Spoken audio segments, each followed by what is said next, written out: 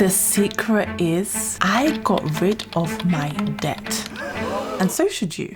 So it's the end of a busy day, and before you lay your head to sleep, you think, here we go again. Here we go again. Another day where I didn't complete that project, didn't go to the gym, didn't climb Mount Everest, solve world peace, single-handedly fix Africa's infrastructure problem. By the way, that is no shade to Africa. I am African, and I would actually like to do that one day. Rally up the troops to cure world hunger. I didn't do all of these things in the 24 hours I was given today. And that's it. You're probably an over-ambitious type A kind of person like me, where you want to go to sleep to actually get rest, but then you're over-consumed by all of the thoughts in your mind that you didn't actually get to finish the 100 things on your 1,000-page to-do list. And don't ask me how a 1,000-page to-do list would only have 100 things on there. If you know, you know.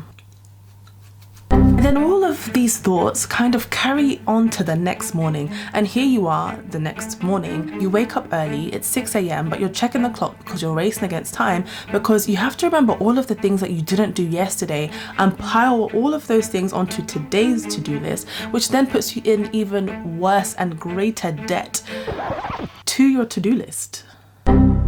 Yeah, that's what we've got here. Feeling like we are in debt to our to-do list, feeling like we are in debt when it comes to productivity. So, naturally, in today's video, we are going to talk about this very interesting phenomenon called productivity debt. We are going to get through this bish bash bosh in just a few minutes. First section, what is productivity debt? And then we're going to have a look at whether you might be a victim of productivity debt, where it comes from, and how we can get out of this rut. Let's go. So Oliver Burkeman is the man behind this term productivity debt, and it's the idea that you start every single day with a productivity debt from the day before and the days that have gone past. You wake up and you've done nothing yet, so your balance is 0, but by the end of the day, maybe you've done like 10 things or so, maybe 5. So your balance by the end of the day is 10. But with productivity debt, you wake up and you don't start at 0, you actually start at minus 100 because of this debt that you've accumulated from the day before and the day before that, of all the things that you did not finish on your to-do list. Oliver Burkeman describes it as this vague sense that you're falling behind each and every day. You're sort of clawing your way up into some minimum standard of output. So your mornings are quite interesting. They're probably really frantic. You've got a lot of anxiety because you are starting from the place in the morning that you owe the world this crazy amount of output because you don't feel like you finished or accomplished everything that you should have in the day before or the days before. At its core, you're essentially just never satisfied, never believe that you have done enough. You're not satisfied with today's outputs, so you pile it onto tomorrow's, giving yourself way more anxiety the next morning and even the night before you go to sleep. And you're kind of just increasing this friction between what is genuinely possible versus what you could get done if you were just some productivity superhero genie kind of person. Yeah. So that's what the productivity debt is. It's that you start every day, every morning at minus 100 as opposed to just a clean slate at 0 because you're thinking intensely about all of the things that you didn't do the day before. Cool. But we're about to go just a little tiny, teeny, just a little small bit, a little bit deeper into this and actually try to identify whether you might be a victim of this. Essentially, how can we assess whether we actually suffer from productivity debt? And before I continue this video, if you like what I've said so far, if you're finding this notion, this new phenomenon of productivity debt really interesting, then please like this video. Liking this video will help it get to other people that may kind of feel like they stack too much on their plate every day and then therefore wake up every single morning and go to sleep every night with anxiety. Potentially just like you, so it may really help. So do like this video and yeah, let's continue. If you are the kind of person that wakes up every single morning racing against time at like 5 a.m, virtually panicking because you need to finish everything on yesterday's to-do list and then everything on today's to-do list, which then means you'll be getting into even greater debt with your to-do list. If you always constantly feel like you are undeserving of rest, of good things, of joy, of a little bit of sunshine, or even just going to the toilet because you haven't successfully or excessively whipped yourself into productivity submission from sunrise to sunset, then maybe you suffer from productivity debt. People that feel like they genuinely have to justify their existence, and note, I say justify their existence, not justify your place in a job or justify your role in a netball team.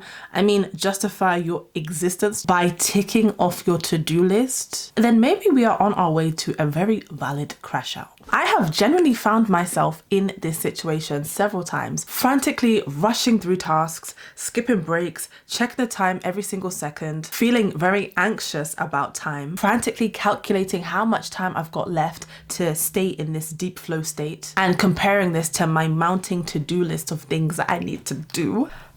If everything I've just described for the past minute or so sounds a bit like you, then I think those are some very valid warning signs that maybe you do suffer from productivity debt. But it's all okay, because now we're going to try and understand why before we can get to some of the solutions. So how did we get here? How did we get to this place? I think there are a few things. Firstly, social pressure. This is from social media, this is from peer pressure, society, keeping up with the Joneses, bish bash bosh, da da da da da da. Essentially, if everyone else on social media or everyone else around you can do 1,000 things, then I guess the question we ask is, why can't we? Everyone else, apparently, according to social media, is an overnight success, and they say the solution is just to grind it out. So why can't I? Why aren't I? These are the kind of questions that can literally slow walk us into falling into this productivity debt. We feel like if everyone else has all the things that we want and everyone else is balancing and juggling 1,000 different things, that means that we can, and then we start to question, why aren't we? So then we develop a list, just as we do, a to-do list, a mounting to-do list with 10,000 things. And when we don't complete it in the 8 to 9 or 8 to 10 hours of productive time we have in a day, we then get anxious by the time we need to go to sleep and the next morning. The pressure of social media, the pressure of seeing everyone being successful, the pressure of LinkedIn and people's highlights reels keeps us on this really toxic and very unproductive, ironically, hamster wheel where we feel like we can and we should complete the 10,000 things that everyone else is apparently doing. Secondly, you are just really good at things, or you're just really interested in things. Now, okay, this sounds weird, but just stick with me. You know that you are capable. You are more than capable of having a really successful and fulfilling career, devoting yourself to charitable work, building profitable businesses, and all the rest of it. And because you know that you are skilled or that you have all these interests and are able to do them, you think that you should do all of them at once. And when you don't solve world peace in the 24 hours you assigned yourself to do that in, whilst being a high flyer in your 9-to-5 and also building this tech startup, you start to feel that you didn't reach your maximum potential, you didn't reach your full potential, and therefore now you just feel undeserving of rest, and will therefore commit to starting your next day in a productivity debt of like a -100 so that you can clear the task that you didn't do today. You don't realize that in order to pick something up, you quite literally, figuratively and literally need to put something down, but we're going to come back to that in a bit. Don't worry. Another reason, which is my absolute favorite reason, and I think in this moment, I commit to speaking about this in every single video, the Eisenhower matrix. This is such an important thing for us to know and to apply in our lives. But the third point here, why you might find yourself in this productivity debt rut, is because of inefficient planning. I know it sounds boring, but hold on, just stick with me, just trust me. You might be going off of vibes instead of real plans. And there are 3 key or main stages that I think of when it comes to planning. Stage 1, right at the bottom, for a reason. There is no plan, there is just vibes. You actually don't write anything down, or you might write one thing down, but there is no real plan. All you are doing is just freestyling, to be quite frank. you're freestyling the day. You wake up, you sit down at your desk, and you kind of just look around your emails and think, okay, what do I need to do today? And you just do what comes at you. You are more reactive than proactive. It's just pure vibes. There's no plan.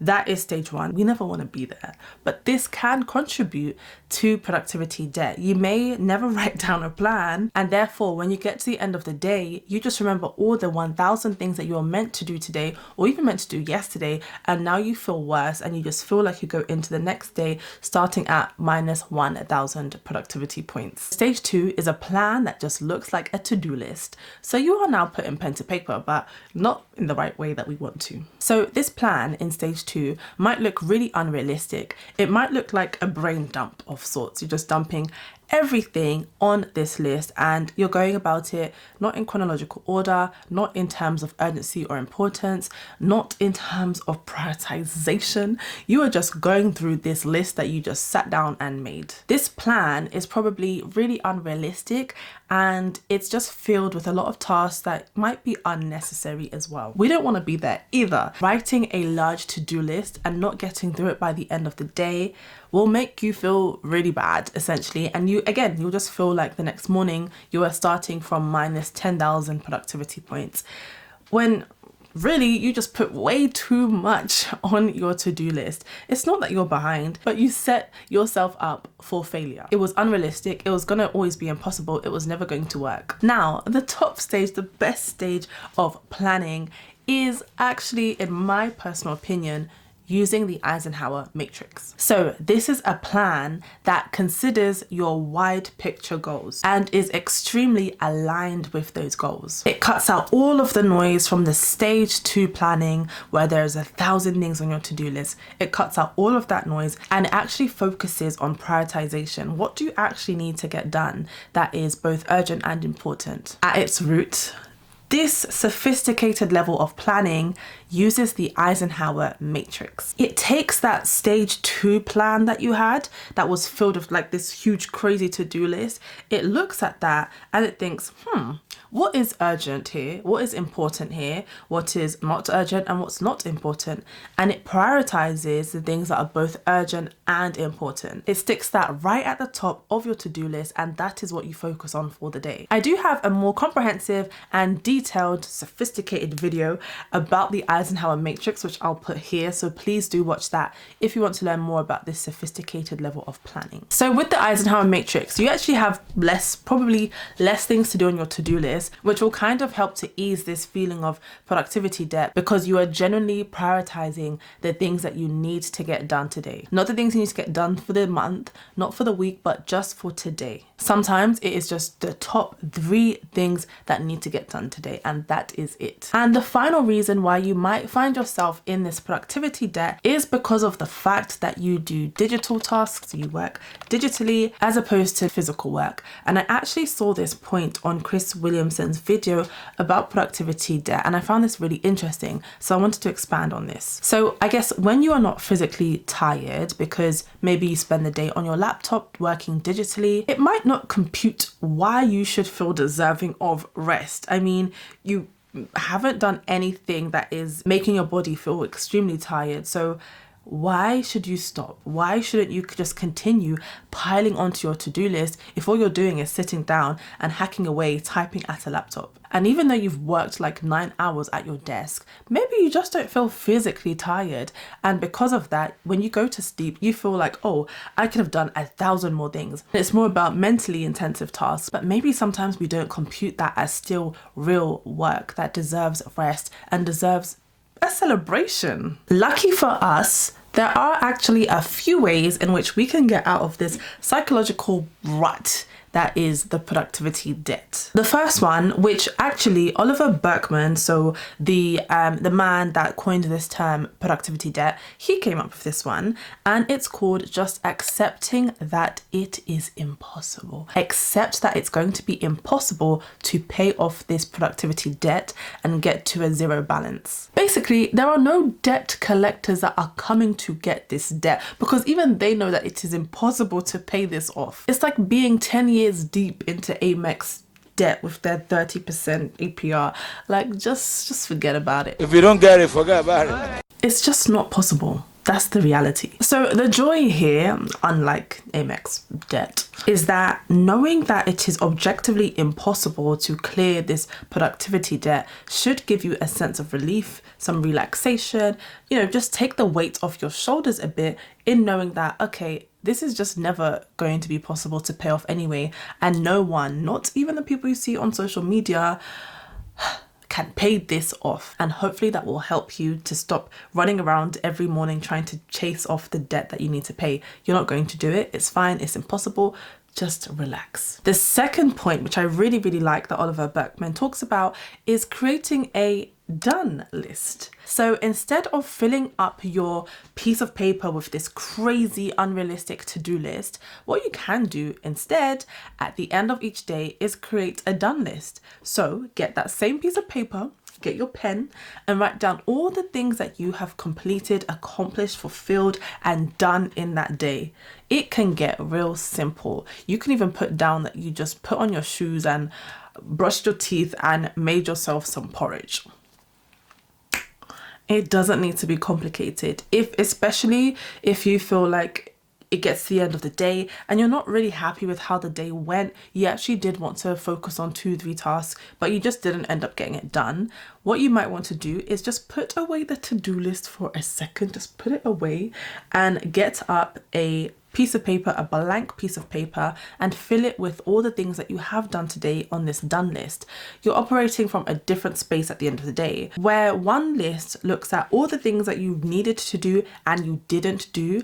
The second list, your done list, actually allows you to fill it up with all the things that you have done. So instead it reads, I have done all these things, as opposed to I didn't do all of those other things. It starts empty and you get to fill it with all the amazing things that you've done today. I had a shower, I spoke to a friend, I went to the shops and bought the milk that I needed to buy to make my porridge. And I don't know why I keep talking about porridge. I think I'm hungry. You went to work, you clocked in at 9, you finished at 5, you sent those emails that you needed to send, you did some admin tasks that's going to help clear your mind for the next day and actually achieve the next things for tomorrow. You put, just vibe with it. Just put down all the things that you actually have done that day. I think this is actually really powerful as well, because I think Oliver Burkeman spoke about this, but essentially it proves that although you could have done zilch, niche, nothing with your day, your done list proves that although you had that chance to do nothing, you actually did something, or some things. You did a few things that you could have otherwise just not done. And these are things that you can just very easily just be proud of. So your to-do list will say you didn't finish the final phase of that project, but your done list will say, oh, but I did complete phase 1 and phase 2 of that project today. Okay, yeah. The next way we can get out of this rut is trusting in the Eisenhower matrix. Yes, my favorite. So, planning better with the Eisenhower matrix. What does that mean? Essentially, we are focusing on urgency and importance. What needs to get done today? So urgency would be things that you are being told, or you, I guess, feel like need to be done as soon as possible. But then tasks that are important are things that will really help you push the needle forward in the goals that you're trying to achieve. They're personal to you. They are important to you. Others might feel like it's not important, but to get to where you're trying to go, that task is important. And then you can have a matrix. So 4 quadrants: urgent, important, not urgent, not important. If there are tasks that go into the quadrant of both not important and not urgent, put them in the bin. Okay, and this quadrant kind of just explains what you should focus on today and what you should just forget about or reschedule or schedule for next week or tomorrow. Again, I do have a really good video on this where I have my iPad and I show you digitally using an Eisenhower matrix based planner that I made on how you can use this just to propel yourself forward and make sure you don't get into this rut of productivity debt. I've put it here somewhere. So this way you should have only like 3 to 4 tasks of things that you should be doing, and therefore you don't end up at the end of the day with a long, lengthy, unrealistic to-do list and feeling bad that you didn't complete all of those things. Another key one is putting something down to pick something else up. I know your country's infrastructure is stressing you out and you want to do something about it, whilst also juggling your successful 9-to-5 career, plus your relationships, plus your health and fitness, but we have to put something down to pick something else up. So let's not overflood our to-do list with an unrealistic amount of things that we aspire to do, unless we are going to intentionally put something else down before picking something up. So for example, I had to drop YouTube. Unfortunately, during the time that I was doing my dissertation for my master's, that was a very intense period of time. And in order to pick up this dissertation that I was doing for my master's and this research I was doing in Kenya, it meant that I needed to put something down, which in that case was YouTube, just for that season, for that period of time. And now that I've put studying down, I've finished my master's and I've put studying down for now, I can pick YouTube back up again, like I am doing right now. Something else I also had to drop and put down was being a school governor. I loved that position, but I wanted to pick something else up, and that was to sit on a completely different board in a completely different context. And to be part of that global youth board, I had to put another board position down. And that's because I just couldn't do both, and I wanted to pick up this new opportunity, but I had to be realistic that if I want to pick this up, then I'm probably gonna have to put the other thing down. But if I had all of those things I was doing all at once, I'd definitely be overwhelmed at the end of the day and be starting my next day in productivity debt. If you practice the art of putting something down before you pick something new up, you are less susceptible to being a victim or suffering from productivity debt. Thank you so much for watching this video. I hope you enjoyed it. I hope you learned something new, and I hope this video was encouraging, particularly the fact that you're not alone, that I suffer from this time and time again. But then also I hope that you're encouraged by the fact that there are actually some practical solutions and things that we can do. I think my faves being the done list, the Eisenhower matrix, you know, also putting something down before picking something up. There's so many of them. But yes, I hope they've encouraged you. I hope they've blessed you. If you liked this video, then I am 100% sure that you will really love this other video I've done about the planning fallacy. Super interesting, all about planning, and will really help us not to get into this productivity debt. It's here. I've put it somewhere here. Somewhere. Hopefully. Thank you so much again for watching. I will see you in my next video. Mwah.